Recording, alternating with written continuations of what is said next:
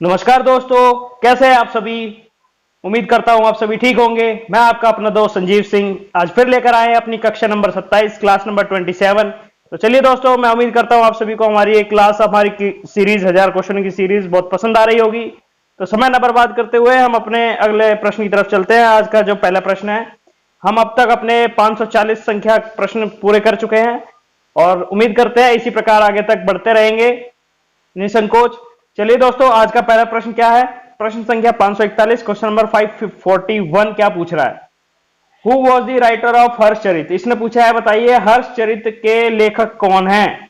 आपके चार ऑप्शन है। Option A Kalhana, option B Banabhatta, option C Kautilya, option D Chandbardai. दोस्तों, इस प्रश्न का सही उत्तर है ऑप्शन नंबर बी, बाणभट्ट।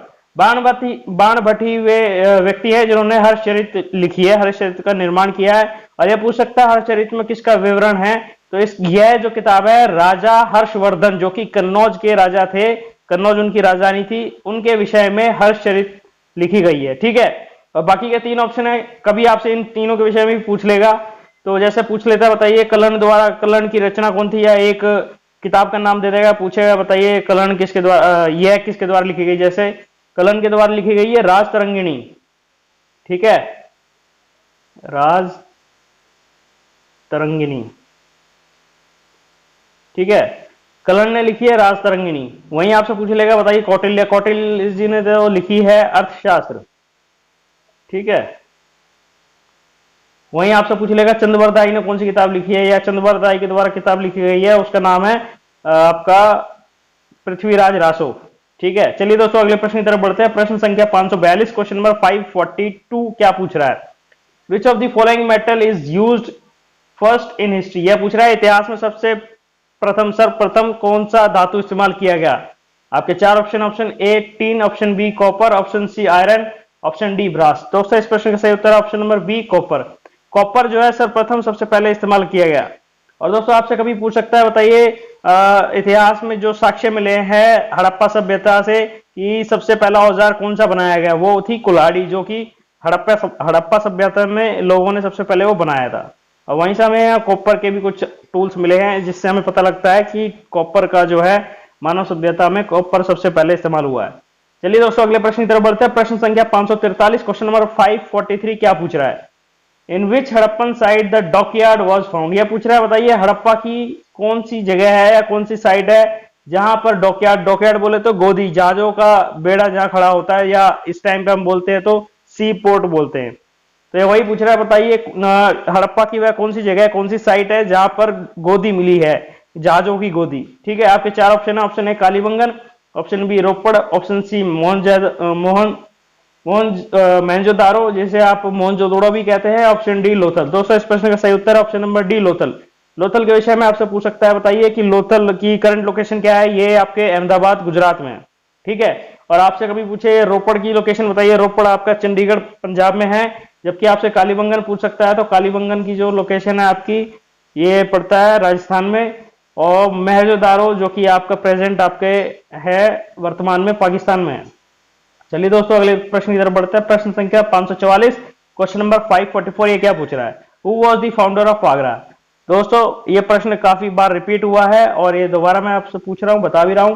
बताइए आगरा के संस्थापक कौन थे, या आगरा शहर की स्थापना किस राजा ने की थी। आपके चार option. Option A Bahlol Lodi, option B है सिकंदर लोधी, ऑप्शन सी है इब्राहिम लोधी, ऑप्शन डी है इल्तुतमिश।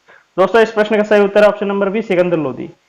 सिकंदर लोधी वह शख्स है जिन्होंने लोधी वंश के राजा हुआ करते थे, जिन्होंने सन 1504 में 1504 में आगरा नामक जगह की, जो कि यूपी के अंदर इस टाइम डिस्ट्रिक्ट है, जहां ताजमहल बना हुआ है। ठीक है, उसकी स्थापना की थी। चलिए दोस्तों अगले प्रश्न की तरफ बढ़ते हैं। प्रश्न संख्या 545, क्वेश्चन नंबर 545 ये क्या पूछ रहा है। When did treaty of Srirangapattanam held. ये बहुत ही इंपॉर्टेंट और बहुत इंटरेस्टिंग कहानी है इसके पीछे, क्योंकि अभी बाद में बताता हूं। यह पूछ रहा है, बताइए श्रीरंगपट्टनम की संधि कब हुई। आपके चार ऑप्शन है। Option A 1780, option B 1792, option C 1793, option D 1789। दोस्तों, इस प्रश्न का सही उत्तर है ऑप्शन नंबर बी, 1792। इसके विषय में थोड़ी जानकारी दे दूं। जो श्रीरंगपट्टनम है आपका, ये मैसूर के राजा टीपू सुल्तान के साथ हुई संधि थी, अंग्रेजों के और टीपू सुल्तान के बीच में। उस समय का अंग्रेजों और वहां के शासकों के बीच में यह तीसरा युद्ध था, या मैसूर की तीसरी लड़ाई के नाम से भी इसे जाना जाता है, जो कि चली थी सन 1789 1789 से 1792 तक। ठीक है, और इसमें ये जो आपके टिप्पू सुल्तान हैं, ये तीसरी लड़ाई थी और इसमें ये हार गए थे। हारने का कारण एक ही था कि आसपास के जो राजा थे, मराठा थे और भी कुछ आसपास के जो राजा थे, जिन्हें वो जगह चाहिए थी जो आज प्रेजेंट में कर्नाटक के मैसूर में है।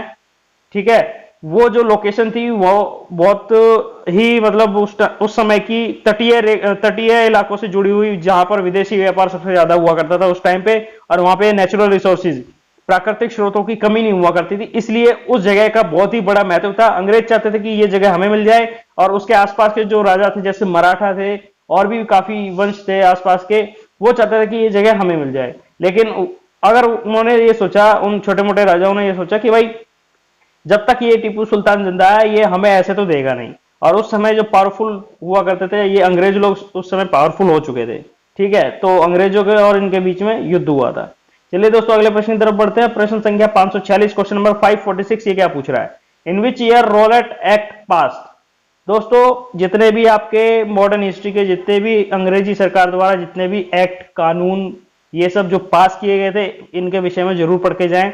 इनसे कुछ ना कुछ आपसे पूछेगा कि इसका कारण क्या था, इसको लाने का कारण क्या था, और ये कितने समय चला, या चला भी या नहीं चला, या पारित कब हुआ, या इसे लेकर कौन आया, या इसकी मांग किसने की, या इसका क्या प्रभाव पड़ा। मतलब इस तरह की चीजें आपको उस कानून के विषय में पता होनी चाहिए। ऐसे ही पूछ रहा है, बताइए कि रॉलेट एक्ट जो है कब पारित किया गया? आपके चार ऑप्शन, ऑप्शन ए वर्ष 1929, ऑप्शन बी वर्ष 1919, ऑप्शन सी वर्ष 1918, ऑप्शन डी वर्ष 1925। दोस्तों, इस प्रश्न का सही उत्तर है वर्ष 1919। ये सन 1919 की बात है। ये रॉलेट एक्ट क्या हुआ करता था? इसके अंदर था नो अपील, नो वकील, नो दलील। इसके अंदर यह था कि किसी भी भारतवासी को, किसी भी इंडियन सिटीजन को अंग्रेजी सरकार सीधे पकड़ के बिना कुछ बताए, उसका बिना कारण बताए, उसके ऊपर किसने मुकदमा दर्ज किया उसकी भी कोई आपको जानकारी नहीं देगी, और सीधे जेल में बंद कर देगी। इसीलिए इसको बोला गया था नो वकील, नो अपील और नो दलील। इसमें ना तो आपको कोई वकील मिलेगा, ना कोई आपकी अपील सुनी जाएगी, और ना आपकी कोई दलील चलेगी। ठीक है, तो वही कानून था। इस कानून के विषय जो आपका जलियांवाला हत्याकांड हुआ था, वो भी इससे संबंधित है, क्योंकि ये कानून अंग्रेजों के भारतीय नागरिकों के ऊपर एकदम से थोपा गया था, जो कि ये बिल्कुल भी सहन नहीं कर पा रहे थे। और इनके जो दो बड़े नेता थे, एक का नाम याद है, सैफुद्दीन किचलू जो साहब थे, उनको गिरफ्तार कर लिया गया। तो उनके विरोध प्रदर्शन में ये आपका जलियांवाला बाग में सभी लोग इकट्ठा हुए थे। और ये तो आपको पता ही है कब हुए थे, ये हुए थे वर्ष 1919 में। तो ये सब उसी सन की बात है। रॉलेट एक्ट जो है वर्ष 1919 में पारित किया गया था। चलिए दोस्तों, अगले प्रश्न की तरफ बढ़ते हैं। प्रश्न संख्या 547, क्वेश्चन नंबर 547, ये क्या पूछ रहा है? Who is the first prime minister of Pakistan? दोस्तों, आपको मैं पहले भी करा चुका हूं, पिछली कई क्लासेस में मैंने बताया कि आप अपने पड़ोसी देश के प्रेजेंट के प्रधानमंत्री और राष्ट्रपति, और उनके पहले प्रधानमंत्री और उनके राष्ट्रपति, उनकी राजधानी और उनकी करेंसी, मुद्राएं, प्लीज इनके विषय में जरूर पढ़ के जाएं। कुछ नया पढ़े तो ये जरूर पढ़ें, एटलीस्ट वाला काम जरूर करके जाएं। तो दोस्तों, ये पूछ रहा है, बताइए पाकिस्तान के पहले प्रधानमंत्री कौन थे? आपके चार ऑप्शन है। Option A Sikandar Mirza, option B Liaquat Ali Khan, option C Mohammad Ali Jinnah, option D Imran Khan. दोस्तों, इस प्रश्न का सही उत्तर है option number B, Liaquat Ali Khan. Liaquat Ali Khan जो है पाकिस्तान के सबसे पहले प्रधानमंत्री बने। वहीं आपसे प्रश्न पूछ सकता है कि पहले राष्ट्रपति कौन थे पाकिस्तान के? तो दोस्तों, इस प्रश्न का सही उत्तर होता option number A, Sikandar Mirza जो है पाकिस्तान के पहले राष्ट्रपति चुने गए। और जबकि आप सभी लोगों में से कई लोगों को ये मिसकंसेप्शन है कि मोहम्मद अली जिन्ना वहां के पहले राष्ट्रपति बने थे, जो कि गलत है। ये वहां पे इनमें से किसी पद पे नहीं थे, ना वो राष्ट्रपति चुने गए थे और ना ही वे वहां के प्रधानमंत्री चुने गए थे। चलिए दोस्तों, अगले प्रश्न की तरफ बढ़ते हैं। प्रश्न संख्या 548, क्वेश्चन नंबर 548, इसने क्या पूछा है? Who was the founder of Muslim league in India? दोस्तों, यह पूछ रहा है भारत में मुस्लिम लीग के संस्थापक कौन थे? आपके चार option, option A Mushtaq Hussain, option B Nawab Salimullah, option C Saifuddin Kitchlew, option D Amanatullah Khan. दोस्तों, इस प्रश्न का सही उत्तर है option number B, Nawab Salimullah. Nawab Salimullah ही एक वो व्यक्ति थे, ये तीन व्यक्ति थे, तीन में से एक व्यक्ति ये है जिन्होंने मुस्लिम लीग की स्थापना की। ठीक है, और ये पूछ सकता है आपसे, बताइए मुस्लिम लीग की स्थापना कब हुई? यह वर्ष 1906 में हुई, 30 दिसंबर 1906 में इसकी स्थापना हुई। और कारण क्या था? जैसा कि आप सभी जानते होंगे, वर्ष 1905 में बंगाल का विभाजन हुआ था, वो भी संप्रदाय के ऊपर हुआ था, यानी कि हिंदू मुस्लिम वो कर कुरा के और फूट डालने की कोशिश की गई थी अंग्रेजी सरकार द्वारा, जिस वजह से भारत और बंगाल को धर्म के नाम पर अलग कर दिया गया था। बंगाल विभाजन हो गया था, वर्ष 1905 में भारत से अलग हो चुका था। तो बंगाल के अंदर मेजोरिटी जो थी वो मुस्लिम लोगों की थी। इस वजह से तो जो मुसलमान भारत में रह गए थे उन्हें थोड़ा डर लगने लगा, कि वो सोचने लगे कि सारी ज्यादा मेजोरिटी जो है बंगाल में चली गई है और भारत में माइनॉरिटी में बचे हैं, इसलिए उनके ऊपर किसी तरह का राजनीतिक प्रभाव ना पड़े या वो किसी आगे आगे चलकर उन पर किसी प्रकार का दबाव ना बने और वह अपने आप को माइनॉरिटी में ना महसूस करे। इस वजह से इन्होंने एक लीग बनाने की सोची, एक संगठन बनाने की सोची, जो कि वर्ष 1906 में बनाई है। चलिए दोस्तों अगले प्रश्न की तरफ बढ़ते हैं। प्रश्न संख्या 549, क्वेश्चन नंबर 549, इसने क्या पूछा है? हु गेव द स्लोगन इंकलाब जिंदाबाद? दोस्तों यह पूछ रहा है, बताइए इंकलाब जिंदाबाद का नारा निम्न में से किसके द्वारा दिया गया है, किसने दिया? आपके चार option, option A doctor B R Ambedkar, option number B Sukhdev, option number C Rajguru, option number D Bhagat Singh. दोस्तों इस प्रश्न का सही उत्तर है option number D Bhagat Singh. ये सरदार भगत सिंह ही थे जिन्होंने इंकलाब जिंदाबाद का नारा दिया। चलिए दोस्तों अगले प्रश्न की तरफ बढ़ते हैं। प्रश्न संख्या 550, क्वेश्चन नंबर 550 क्या पूछ रहा है? When did regulating act pass? दोस्तों मैं पहले भी बता चुका हूं आपका, मॉडर्न हिस्ट्री से या कभी और आगे पीछे, मॉडर्न हिस्ट्री के बाद के जितने भी आपके एक्ट हुए, कानून हुए और जो भी कई चीजें हुई, उनको प्लीज जरूर याद करके जाएं। उनसे वो आपके पास होने के, पारित होने के ईयर पूछ सकता है, उनका कारण पूछ सकता है, वो कौन लेके आया या किस गवर्नर जनरल के टाइम पे आए, कुछ भी पूछ सकता है उसके रिगार्डिंग। तो दोस्तों इस प्रश्न के बारे में बता दूं, यह पूछ रहा है, बताइए रेगुलेटिंग एक्ट भारत में कब पास हुआ, कब पारित हुआ? आपके चार ऑप्शन, ऑप्शन ए 1718, 1757, 1764, 1773। दोस्तों इस प्रश्न का सही उत्तर ऑप्शन नंबर डी 1773। वर्ष 1773 में ही रेगुलेटिंग एक्ट, भारत पे रेगुलेटिंग एक्ट मतलब ईस्ट इंडिया कंपनी का पूरा नियंत्रण हो गया था भारत के ऊपर। 1773 में उन्होंने ऑफिशियली इस चीज को घोषित कर दिया, ठीक है। और उस समय का पूछा जाएगा जीजीबी, उस समय जीजीबी हुआ करते थे, गवर्नर जनरल ऑफ बंगाल, ठीक है। उस समय जीजीबी बोलते थे इनको, गवर्नर जनरल ऑफ बंगाल।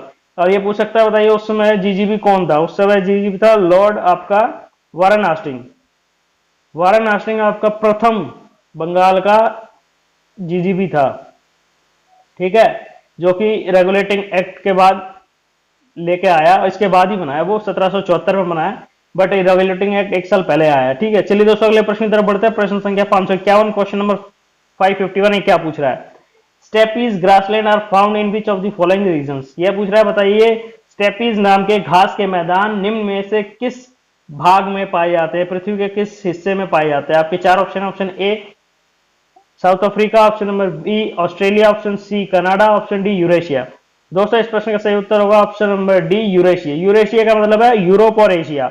दोस्तों आपको मैंने पहले भी बताया था पिछली क्लास के अंदर, जितने भी हमारे घास के मैदानों के नाम है वैश्विक तौर पर इन्हें अलग अलग नामों से, अलग अलग स्थानों पर अलग अलग नामों से पुकारा जाता है। इनके कुछ नहीं है, 7 से 8 नाम है। आप कहोगे तो मैं आपके लिए एक वीडियो बना सकता हूँ, छोटी सी वीडियो बनेगी, ज्यादा ज्यादा 5 मिनट की, और आपको ऐसा रट्टा लगवा दूंगा, इससे रिलेटेड कितने भी प्रश्न आएंगे आप तुरंत बता देंगे। मुझे भी इसी प्रकार याद हुआ है, ठीक है। तो ये यदि आपसे पूछ लेता है कभी, वैसे इस प्रश्न का सही उत्तर है यूरोप और एशिया, ठीक है। और अगर आपसे ये पूछता है कि बताइए साउथ अफ्रीका में कौन से घास के मैदान है, तो यहाँ पे है घास के मैदान, कहते हैं वेल्ड कहलाता है या फिर सवाना, ठीक है। और जो सवाना है ऑस्ट्रेलिया में पूछ लेता है, तो ऑस्ट्रेलिया के अंदर दोनों प्रकार के होते हैं, सवाना और एक होता है डाउन। सवाना और डाउन जो है ऑस्ट्रेलिया के अंदर पाए जाते हैं। अब ये कनाडा के अंदर पूछ सकता है आपसे, तो कनाडा के अंदर पाया जाता है आपका टियागा। टियागा नाम के आपके सदाबहार जंगल पाए जाते हैं, ठीक है।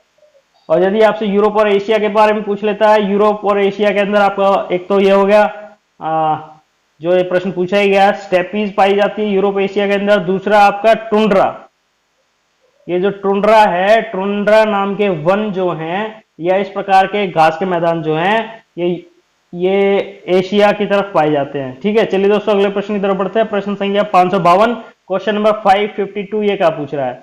In which year Sikkim becomes the state of India? दोस्तों बहुत ही महत्वपूर्ण प्रश्न है और काफी कंफ्यूजिंग प्रश्न है, जो कि बच्चों को काफी ज्यादा कंफ्यूज क्रिएट करता है। दोस्तों इस प्रश्न का सही उत्तर मैं आपके 4 ऑप्शन पूछता हूं। यह पूछ रहा है, बताइए सिक्किम भारत का संपूर्ण राज्य कब बना? आपके 4 ऑप्शन, ऑप्शन ए 1976, 1975, 1982, 1971। दोस्तों इस प्रश्न का सही उत्तर है 1975। वर्ष 1975 में सिक्किम को भारत का एक राज्य स्थापित किया गया या भारत का एक राज्य माना गया। अब आपसे प्रश्न जो कंफ्यूजन वाला प्रश्न है इसके अंदर वो ये पूछ सकता है कि बताइए कौन से अमेंडमेंट, कौन से संविधान संशोधन के तहत इसे पूर्ण राज्य का दर्जा दिया गया, और जब यह राज्य का दर्जा मिला था तब यह 22वां राज्य बना था भारत का 1975 में। तो ये पूर्ण राज्य का दर्जा जो मिला है इसे, वह 36वें संशोधन के तहत मिला है, 36 अमेंडमेंट के तहत। ठीक है, और वहीं आपसे ये पूछ सकता है कि बताइए इसे शहर राज्य का दर्जा, यानी कि कह सकते हैं, को स्टेट कह सकते हैं, या शहर राज्य बोल लीजिए, कि शहर राज्य का दर्जा जो मिला वह किस संशोधन के तहत मिला। वो मिला था 35। पहले क्या था, जब इसे राज्य का दर्जा नहीं मिला था, पहले इसे शहर राज्य का दर्जा मिला था, तुरंत 1 महीने बाद फिर से एक अमेंडमेंट किया गया और उसमें कहा गया कि यह भारत का पूर्ण राज्य है, जो कि 22वीं संख्या का राज्य है। चलिए दोस्तों अगले प्रश्न की तरफ बढ़ते हैं। प्रश्न संख्या 553, क्वेश्चन नंबर 553, ये क्या पूछ रहा है, Andes mountain are located in which of the continent. यह पूछ रहा है बताइए एंडीज पर्वत जो है विश्व के कौन से कंटिनेंट में स्थित है। कंटिनेंट आपका बोले तो महाद्वीप बोलते हैं इनको।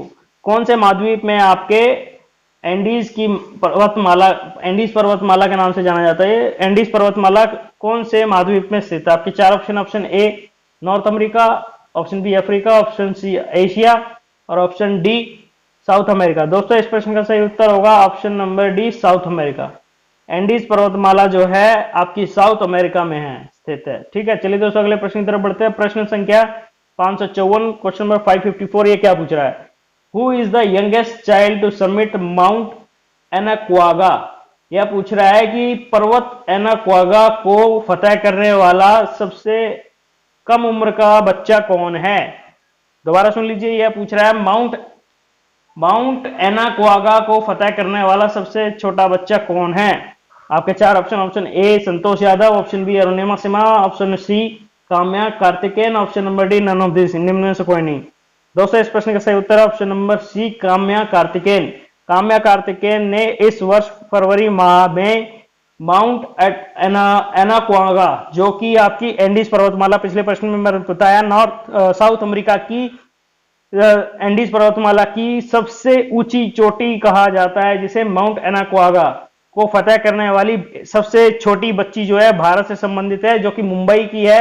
ये मात्र 12 साल की है जिसने इसको फतेह किया। चलिए दोस्तों अगले प्रश्न की तरफ बढ़ते हैं। प्रश्न संख्या 555, क्वेश्चन नंबर 555, ये क्या पूछ रहा है, who is the present director general of ICMR. दोस्तों अभी ये करंट का ही क्वेश्चन है, ठीक है, दोबारा सुन लीजिए। वर्तमान में आईसीएमआर के डायरेक्टर जनरल कौन है, अध्यक्ष कौन है, निर्देशक अध्यक्ष कौन है इसके। आपके कभी इसकी फुल फॉर्म भी पूछ सकता है, जो कि फुल फॉर्म होती है इसकी Indian council for medical and research. ठीक है, तो अभी कोरोना वायरस के समय में ये काफी डेली अपडेट देते हैं, मतलब हफ्ते में वीकली एक अपडेट तो आता ही है आईसीएमआर से। तो यह पूछ रहा है बताइए उनके अध्यक्ष कौन है, हेड कौन है उनके। ऑप्शन ए है आपके नवीन अग्रवाल, ऑप्शन बी है लव अग्रवाल, ऑप्शन सी है doctor Balram Bhargava, option D है के सिवान। दोस्तों इस प्रश्न का सही उत्तर होगा option number C, doctor Balram Bhargava. ठीक है, आप कभी इनको मत लगा देना, लव अग्रवाल को मत लगा देना, क्योंकि ये भी साथ में बैठे होते हैं और ये भी मीटिंग में आंसर देते हैं, जवाब देते हैं, परंतु जो इनके हेड हैं वो बलराम भार्गव हैं। चलिए दोस्तों अगले प्रश्न की तरफ बढ़ते हैं। प्रश्न संख्या 556, क्वेश्चन नंबर 556, ये क्या पूछ रहा है, United Nation dedicates the year 2019 for which of the following as a international year of. यह पूछ रहा है बताइए कि राष्ट्रीय संघ ने, जो कि यूनाइटेड नेशन है, उसने वर्ष 2019 को कौन सा अंतरराष्ट्रीय साल घोषित किया है, या कौन से अंतरराष्ट्रीय वर्ष के रूप में मनाया है वर्ष 2019 को। आपके 4 option, option A world economic forum, option B है world heritage site, option C है आपका पीरियोडिक टेबल, ऑप्शन डी है वर्ल्ड वेटलैंड्स। दोस्तों वर्ष 2019 को एक अंतरराष्ट्रीय दिवस दिया गया है, किसके लिए दिया गया है, वह दिया गया है पीरियोडिक टेबल, आवर्त सारणी। आवर्त सारणी को वर्ष 2019 का इंटरनेशनल ईयर बताया गया है, और इसी से रिलेटेड हो सकता है आपसे एसएससी या रेलवे पूरे साल पीरियोडिक टेबल से संबंधित कुछ ना कुछ चीजें पूछती रहे, क्योंकि ये करंट अफेयर का ही पार्ट है। चलिए दोस्तों अगले प्रश्न की तरफ बढ़ते हैं। प्रश्न संख्या 557, क्वेश्चन नंबर 557, ये क्या पूछ रहा है? विच of the following country will host ICC 2021 women international cricket world cup? यह पूछ रहा है वर्ष 2021 में होने वाला आईसीसी का अंतरराष्ट्रीय क्रिकेट महिला वर्ल्ड कप। दोबारा सुन लीजिए, वर्ष 2021 में होने वाला आईसीसी का क्रिकेट अंतरराष्ट्रीय क्रिकेट महिला वर्ल्ड कप जो है कौन सा देश मेजबानी करेगा? आपके चार option, option A Britain, option B Australia, option C Netherland, option D New Zealand. दोस्तों इस प्रश्न का सही उत्तर होगा ऑप्शन डी न्यूजीलैंड। न्यूजीलैंड में इस वर्ष 2021 में वुमेन्स वर्ल्ड कप होगा, क्रिकेट वर्ल्ड कप। आप कभी कंफ्यूज मत होना, जो कि फरवरी या मार्च के आसपास हुआ था, वो T20 वर्ल्ड कप हुआ था जिसमें हमारी इंडिया की टीम हारी थी, ऑस्ट्रेलिया की जीत गई। चलिए दोस्तों अगले प्रश्न की तरफ बढ़ते हैं। प्रश्न संख्या 588, क्वेश्चन नंबर 558, ये क्या पूछ रहा है? Where is Kakrapar nuclear power plant located? यह पूछ रहा है, बताइए काकरापारा न्यूक्लियर पावर प्लांट कहाँ स्थित है? आपके चार option, option A Jammu Kashmir, option B Rajasthan, option C Tamil Nadu, option D Gujarat. दोस्तों इस प्रश्न का सही उत्तर है ऑप्शन नंबर डी गुजरात। यह गुजरात में स्थित है। चलिए दोस्तों अगले प्रश्न की तरफ बढ़ते हैं। प्रश्न संख्या 559, क्वेश्चन नंबर 559 क्या पूछ रहा है? Where is the central statistics office headquarter located? यह पूछ रहा है, बताइए केंद्रीय सांख्यिकी का दफ्तर का हेडक्वार्टर कहाँ स्थित है? आपके चार ऑप्शन है, option A Delhi, option B है मुंबई, ऑप्शन सी है पुणे, ऑप्शन सी है डी है लखनऊ। दोस्तों इस प्रश्न का सही उत्तर होगा ऑप्शन ए दिल्ली। दिल्ली के विषय में आपको तो पता ही होगा, मुख्यमंत्री श्री अरविंद केजरीवाल और यहाँ के आपके गवर्नर श्री अनिल बैजल, जिनकी आपस में कभी बनती नहीं है। चलिए दोस्तों अब अपने इस सीरीज के मतलब आज के लेक्चर के अंतिम प्रश्न की ओर बढ़ते हैं। प्रश्न संख्या 560, क्वेश्चन नंबर 560, ये क्या पूछ रहा है? Recently India purchase S-400 anti aircraft weapon system from which of the following country? इसने पूछा है, बताइए अभी तुरंत हाल ही में मतलब एक ये डील हुई थी, पहले हो चुकी है, लेकिन अभी उसकी कुछ उस डील की जो पहला जखीरा है वो आने वाला है भारत में, जो कि चीन के खिलाफ इस्तेमाल करने वाला है, ऐसा सुनने में आया है। तो वही पूछ रहा है, बताइए भारत ने एक S-400 नामक एंटी एयरक्राफ्ट मिसाइल खरीदी है, तो वह किस देश से समझौता हुआ था और किस देश से ये खरीदे गए हैं? आपके चार option, option A China, option B Japan, option C Russia, option D North Korea. दोस्तों इस प्रश्न का सही उत्तर होगा ऑप्शन नंबर सी रशिया।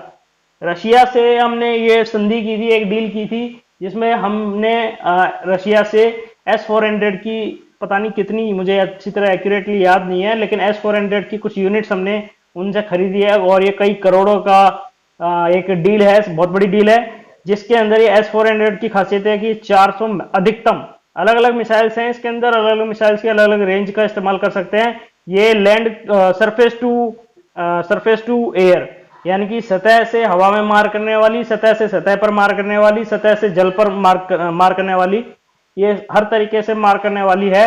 और जबकि S-400 का मतलब है 400 का मतलब है अधिकतम इसकी जो रेडियस है 400 किलोमीटर का रेडियस है इसका। तो चलिए दोस्तों मैं उम्मीद करता हूँ आपको ये लेक्चर, आपको आज की क्लास बहुत पसंद आई होगी। यदि आपको बहुत पसंद आई तो प्लीज इसे लाइक कीजिए, दोस्तों के साथ शेयर कीजिए, और अगर इस वीडियो को आज हमारे चैनल पर पहली बार देख रहे हैं तो प्लीज हमारे चैनल को सब्सक्राइब कीजिए दोस्तों, और साथ में देखने वाले घंटी के बेल आइकन को जरूर दबाएं और उसमें ऑल नोटिफिकेशंस को ऑन करना ना भूलें, ताकि इस प्रकार की वीडियो आपको डेली रोज सुबह सुबह मिलती रहे, आपसे एक भी क्लास मिस ना हो। आज की वीडियो को पूरा देखने के लिए आप सभी लोगों का बहुत बहुत धन्यवाद। Thank you.